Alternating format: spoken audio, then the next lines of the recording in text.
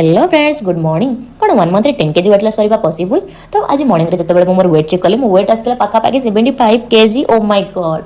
तो मते 1 month 10 kg weight loss करबार अछि। तो मॉर्निंग रे मो गरम पानी पितली। तो डेली मते टिके गरम पानी पियाई दउ नतला एनी आ मोर गरम पानी पी सारला परे छात को चल जातली एक्सरसाइज करिया पे। डिग्ली को बॉल दे ता खेला रे बिजी रखी मोर एक्सरसाइज करबा आरंभ करतली। किछ टाइम एक्सरसाइज कर सारबा पर मो वॉक भी करतली। मझे मते डिग्ली सहित किछ टाइम स्पेंड करतली।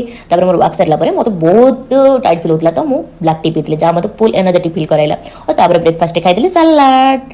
तापर लंच रे मु खाइतली बेसन चिल्ला जो थे मु पालंगा पनीर भी ऐड करतली। चिल्ला सहित मु ग्रीन चटनी और सलाड मध्ये खाइतली।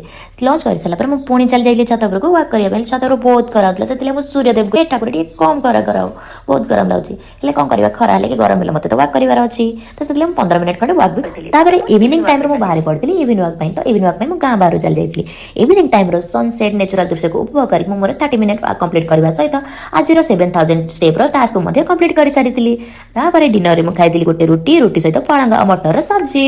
1 मंथ रे चैलेंज ने जिते तो ट्राई करी 100% देया पे।